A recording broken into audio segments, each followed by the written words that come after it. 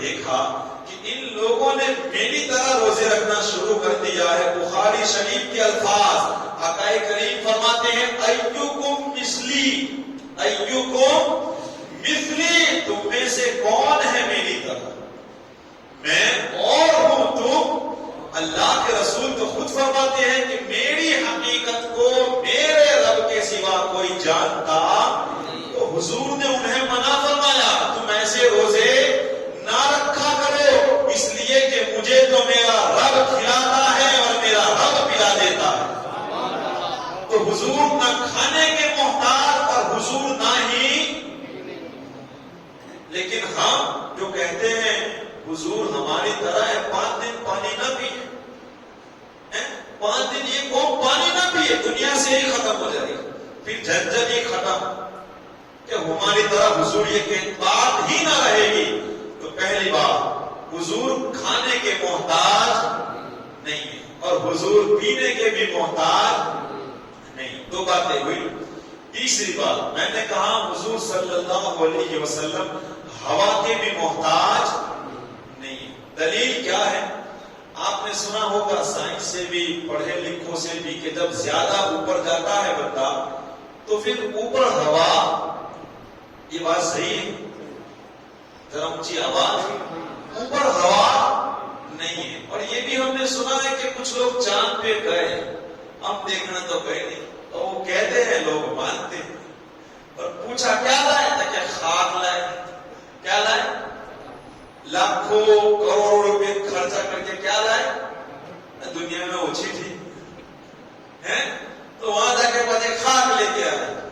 تو وہ لوگ سنا ہے کہ آکسیجن لے کے گئے. کیا لے کے گئے؟ وہ وہاں ہے ہی نہیں ہوا، یہ سب چیزیں وہاں ہے ہی نہیں. اب ہمارے حضور صلی اللہ علیہ وسلم کی زندگی دیکھیں، معراج کی رات ہے، حضور صلی اللہ علیہ وسلم حرم شریف سے نکلے، بیت المقدس پہنچے اور وہاں سے پھر آپ نے آسمانوں کا سفر شروع کیا. صرف چاند نہیں، حضور پہلے آسمان پر بھی پہنچے. ہے کوئی آکسیجن کا بوتل ساتھ میں؟ کوئی ہے؟ پہلا آسمان، دوسرا آسمان، تیسرا آسمان، 7واں آسمان، وہاں تک نہیں، عرش معلی تک حضور چلے. اور کہاں کہاں تک گئے؟ ہم صرف بات کرتے ہیں، حضور جانے کے کہاں تک پہنچے ہیں، حضور جانے. اور ہم نے یہ بات سنی ہے کہ ایک ولی نے خواب میں یہ سفر شروع کیا. کہاں کا؟ عرش معلی کا سفر شروع کیا. اب جاتے گئے تو کسی فرشتے نے انہیں روکا کہ کہاں جا رہے ہو؟ کہاں حضور صلی اللہ علیہ وسلم نے جس عرش پہ قدم رکھا ہے وہاں جا رہا ہوں. تو اس فرشتے نے کہا کہ ارجع، لوٹ جاؤ. کیا کہا؟ لوٹ جاؤ. کہاں کیوں؟ کہاں 70,000 سال ہو جائے گا نا پھر بھی تم نہیں پہنچ پاؤ گے. اب میرے حضور نے کہاں تک سفر کیا وہ تو حضور جانے. لیکن حضور وہاں گئے جہاں ہوا. اب آپ بتاؤ حضور زندہ رہے کہ نہیں؟ تو اس سے ہمیں پتا چلا کہ حضور ہوا کے بھی محتاج نہیں ہے. حضور صلی اللہ علیہ وسلم نہ کھانے کے محتاج، نہ پینے کے محتاج، اور نہ ہی آپ ہوا کے محتاج. چوتھی چیز 3 ہوئی. چوتھی جگہ کی بات ہے. ہمارے لیے کوئی نہ کوئی جگہ کا ہونا ضروری، یا تو مسجد میں ہوگے، یا میدان میں ہوگے، یا گھر ہوگے، یا دکان. ہم جگہ چھوڑ کے جا ہی نہیں سکتے، یہ ناممکن ہے. لیکن واہ سبحان اللہ، میرے حضور کی شان مل کے کہہ دے. معراج کی رات ہے، حضور صلی اللہ علیہ وسلم نے سفر کیا، کرتے رہے، انتہا گئی جگہوں کی. اب حضور رک گئے.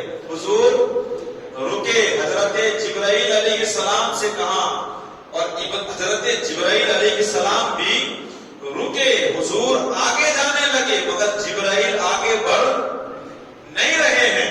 اب یہاں 2 باتیں سمجھنے کی ہے، 2 باتیں خاص سمجھے. حضرت جبرائیل رک گئے اور کیا کہا؟ بڑی مشہور بات ہے، یا رسول اللہ صلی اللہ علیہ وسلم وسلم اگر میں آگے جاؤں گا تو جلال والی تجلی سے میرے پر جل جائے گی، میرے پر جل جائے گی۔ لیکن آپ نے کسی سے سنا کہ حضرت جبرائیل نے حضور کو روکا؟ سنا ہے آپ نے؟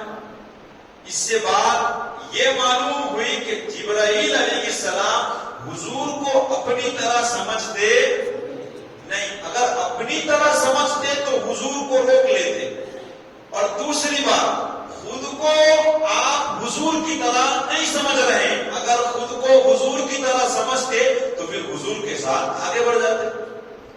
تو گویا یہ فرشتوں نے ہمیں عقیدہ دیا، اور وہ بھی سید الملائکہ نے، نہ حضور ہماری طرح ہے اور نہ ہم۔ ہاں، جو کہتا ہے وہ سب سے بڑا پاگل ہے۔ کون ہے؟ اس کے پاس عقل نہیں ہے، وہ صرف پاگلوں والی بات کرتا ہے۔ تو حضرت جبرائیل علیہ السلام رکے، میرے حضور آگے، اس کو کہتے ہیں لا مکا۔ کیا کہتے ہیں؟ لا مطلب نہیں، اور مکا مطلب جگہ۔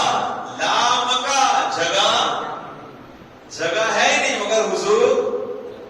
ذرا اونچی آواز، آپ میری بات سمجھ رہے ہو نا؟ یہ عشق والی باتیں ہیں۔ میرے حضور کی آپ شان دیکھے، بلا تو کیسے کہتے تھے مجھے تو یہی سمجھ میں نہیں آتا، اللہ خیر کرے۔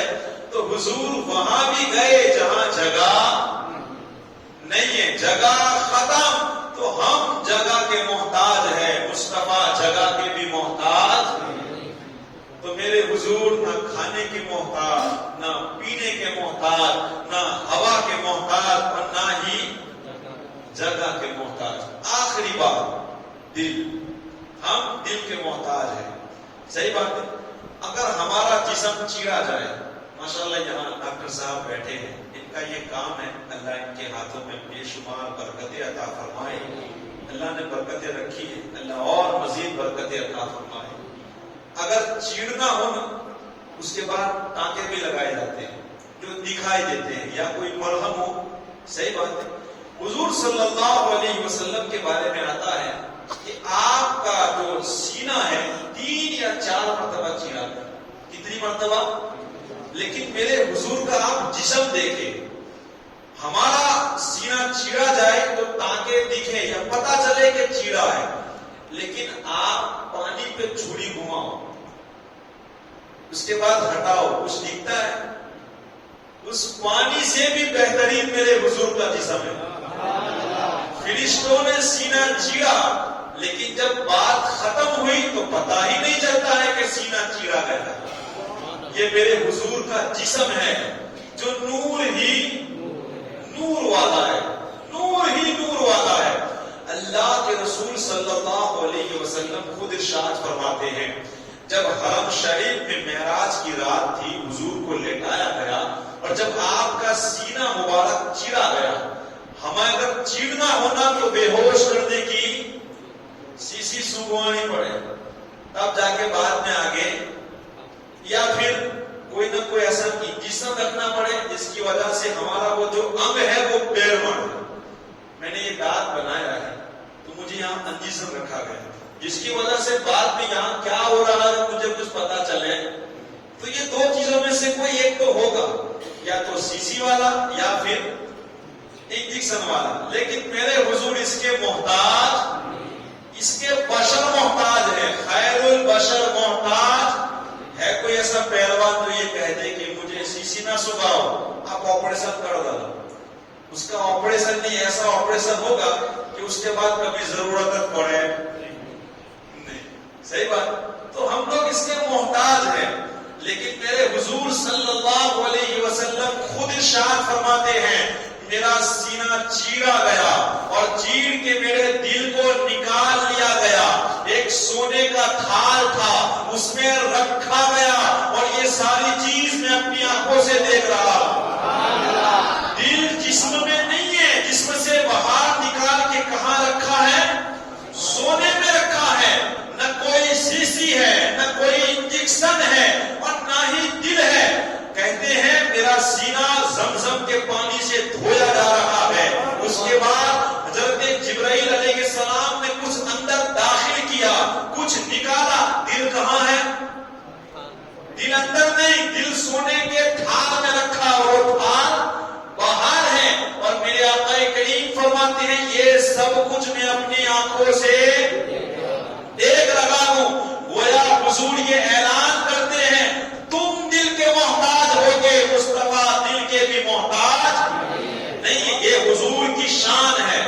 ہم کھانے کے محتاج، پانی کے محتاج، ہوا کے محتاج، جگہ کے محتاج، دل کے محتاج، لیکن میرے حضور ان چیزوں کے محتاج کوئی مثل مصطفیٰ سا نہ ہوا، نہ ہے، نہ ہوگا. کسی اور کا یہ رتبہ نہ ہوا، نہ ہے، نہ ہوگا. کسی وہ ہم نے صدا دی کوئی آپ کا مماثل، تو یقین پکار اٹھا نہ ہوا، نہ ہے، نہ اللہ نے کائنات میں کسی کو پیدا ہی نہیں کیا ہے حضور کی طرح. اگر اجازت ہو تو ایک بڑی پیاری بات ذہن میں آئی ہے، بتا دوں. آپ کی اجازت ہونی چاہیے. ذرا آپ غور کریں، میں نے جو قرآن کی آیت پڑھی ہے نا، قل انما انا بشر، اے محبوب کہہ دو کہ میں آپ کی طرح بشر ہوں. یہ مسلمانوں سے نہیں کہا گیا ہے، وہ کافروں کی. حضور صلی اللہ علیہ وسلم نے ایک عام انسان کی طرح زندگی گزاری. حضور نے کھایا پیا، شادیاں کی، آپ کے بچے بھی ہوئے. یہ سب اس لیے کرتا تھا تاکہ لوگ آپ کو خدا نہ سمجھ بیٹھے. کئی ایسے لوگ گزرے ہیں جن کو لوگ خدا سمجھ بیٹھے ہیں، اور آج اتنے بھی بڑے بڑے بیوقوف ملتے ہیں کہ پتھروں کو بھی لوگ خدا. لوگوں نے سورج کو بھی خدا مانا ہے، آگ کو بھی مانا ہے، ہواؤں کو بھی مانا ہے، جھاڑوں کو بھی مانا ہے، طوفانوں کو بھی مانا ہے، چاند کو بھی مانا ہے. ایسے بھی لوگ دنیا میں. لیکن حضور نے یہ سب کیا تاکہ لوگ خدا نہ سمجھے، اور لا مقام پہ بلایا تاکہ لوگ خدا سے جدا. یہ بھی غلطی کلمہ پڑھنے والے نہ کریں. لیکن ایک بڑی مزے کی بات آپ سنیں، اس کے بعد ہم محفل کا اختتام کریں گے. اللہ قبول فرمائے. ایک وہ وقت تھا جب حضرت ابراہیم علیہ السلام اور نمرود کا مقابلہ ہوا تھا. کس کا؟ ابراہیم خلیل اللہ اور نمرود کا. نمرود نے خدائی کا دعویٰ کیا تھا، اور ماننے والے خدا بھی. حضرت ابراہیم علیہ السلام حق والے تھے، آپ نہیں مانتے تھے کہ تو خدا نہیں ہے. اب ہوا یوں، آپ اس کے دربار میں گئے اور مقابلہ شروع ہوا. یہ قرآن میں ہے، تیسرے پارے کو آپ اٹھا کے دیکھو، یہ بات لکھی ہوئی ہے. حضرت ابراہیم علیہ السلام نے پہلی دلیل رکھی خدا ہونے کی. دلیل رکھنے والا کون ہے؟ ابراہیم علیہ السلام. یاد رکھیے گا اللہ کے خلیل ہیں. پہلی کیا دلیل رکھی؟ اور آپ جو دلیل رکھیں وہ بالکل حق. اگر کوئی کر دکھائے تو مطلب کہ وہ خدا ہے، وہ خدا ہے نا. کیونکہ نبی کہتے اگر تو خدا ہے تو یہ کر، مطلب کہ وہ کام خدا کر سکتا ہے. آپ نے پہلی دلیل رکھی کہ اگر تو خدا ہے تو میرا خدا مارتا بھی ہے اور جلاتا بھی ہے. مارنا اور جلانا یہ کس کا کام؟ اللہ کے سوا کوئی نہ مار سکتا ہے، نہ کوئی زندگی دے سکتا ہے. اس بات میں ہم بڑے کمزور ہیں، اللہ خیر کرے. تو اس نے وہ بیوقوف تھا، کہا کہ یہ کام تو میں بھی کر سکتا ہوں. اس نے کیا کیا؟ 2 قیدیوں کو بلائے. 2 قیدی ایسے تھے جس کی سزا ختم ہو گئی تھی، اور جو رہا ہونے والا تھا نا اسے اس نے مار دیا، اور جو قید تھا سزا باقی تھی اسے اس نے چھوڑ دیا. اس کے بعد حضرت ابراہیم علیہ السلام سے کہتا ہے دیکھو میں نے بھی ایک کو مار دیا اور دوسرے کو جلا دیا. حضرت ابراہیم علیہ السلام سمجھنے لگے یہ بہت بڑا بیوقوف ہے، مارنا اور جلانا بھی نہیں سمجھ رہا ہے کہ کسے مارنا کہتے ہیں اور کسے جلانا کہتے ہیں. آپ نے دوسری دلیل رکھی، کہا کہ اگر تو خدا ہے تو سن، میرے خدا کا ایک کام یہ ہے وہ مشرق سے سورج نکالتا ہے. ذرا مل کے بولے، وہ مشرق سے سورج نکالتا ہے، مغرب میں ڈبوتا ہے. اگر تو خدا ہے تو مغرب سے نکال کے دکھا دے، مغرب سے نکال کے دکھا. لیکن وہ مجبور ہو گیا، وہ جاہل ان پڑھ کیا بتائے گا، کیا دلیل دے گا، مجبور ہو گیا. لیکن وقت گزرا، ایک وقت آیا آمینہ کا لال 12 تاریخ کو دنیا میں تشریف لایا. زندگی گزرتی گئی, آپ جوان ہوئے, ایک وقت آیا, عصر کا وقت تھا, مولا علی رضی اللہ تعالیٰ عنہ نے نماز نہ پڑھی تھی, حضور آپ کی زانوں پہ آرام کرنے لگے, وقت گزرتا گیا, اب نماز کا وقت جب ختم ہو گیا, سورج ڈوب گیا. یہ وہ لوگ تھے جو اللہ سے محبت کرتے تھے اور نمازوں کی بھی بڑی پابندی کیا کرتے تھے. اب نماز ختم ہو گئی, لیکن حضور کو انہوں نے جگایا. حضور آپ کے زانوں پہ سر رکھ کے آرام کر رہے تھے, لیکن جب نماز کا وقت بالکل ختم ہو گیا تو آنسو رک نہ پائے. ایک تو حضور کی اطاعت بھی ضروری ہے اور نماز کی پابندی بھی ضروری ہے. رخسار سے آنسو گرتے ہوئے میرے حضور کے چہرے پہ گرے. ذرا محبت سے بولے, چہرے پہ گرے. حضور بیدار ہو گئے اور پھر نے بات ہوئی, مولا علی کیوں روتے ہو؟ آپ نے بتایا, یا رسول اللہ میں نے ابھی عصر کی نماز نہیں پڑھی ہے, وقت گزرا. اللہ کے پیارے رسول صلی اللہ علیہ وسلم نے بارگاہ الہی میں کہا, اے مالک, علی تیرے محبوب کی اطاعت میں تھا, اس لیے اس کی نماز قضا ہوئی ہے. پھر اشارہ کیا, دعا کی, اللہ نے ڈوبے ہوئے سورج کو واپس پلٹایا. ڈوبے ہوئے سورج کو واپس پلٹایا. پلٹ کیا ہو حضرت ابراہیم علیہ السلام کی طرف. آپ نے کیا دلیل رکھی تھی؟ اگر تو خدا ہے تو سورج نکال کے دکھا. اب اس دلیل کے حساب سے حضور کو دیکھا جائے, لوگ کیا مانیں گے؟ لوگ کیا تصور کریں گے کہ ابراہیم علیہ السلام نے کہا تھا کہ اگر تو خدا ہے تو سورج مغرب سے نکال کے دکھا. وہ تو نہ دکھا سکا, مگر حضور نے آج سورج نکال کے دکھایا. اسی لیے میرے محبوب سے اللہ نے ارشاد فرمایا, اے محبوب تو کہہ دے, قل انما انا بشر, اور کھا, مدینے کی گلیوں میں گھوم, مکے کی گلیوں میں گھوم, تو شادی کر اور تو لوگوں میں رہ, تاکہ لوگ تجھے خدا نہ سمجھے. اور عرش پہ بھی بلا لیا تاکہ لوگ خدا سے جدا. تو میرے حضور کو ہم سب کچھ کہے. اعلیٰ حضرت نے ہمیں یہ عقیدہ دیا کہ آپ حضور کو جو کہنا چاہتے ہو کہو, لیکن رضا نے ختم سخن اس پہ کر دیا. آخری بات, لیکن رضا نے ختم سخن اس پہ کر دیا, خالق کا بندہ اور خلق کا آقا کہوں تجھے. حضور کو جو کہنا ہو کہو, لیکن بس خدا مت کہنا. حضور کو خدا مت کہنا. اس کے علاوہ حضور کی شان میں جو بولنا چاہتے ہو تم بول سکتے ہو. اللہ کا شکر ہے ہمارے عقیدے بڑے اچھے ہیں. امام اعلیٰ حضرت کے دامن کو ہم مضبوطی سے تھام کے رکھے, انشاءاللہ دنیا بھی سنورے گی, آخرت بھی سنورے گی.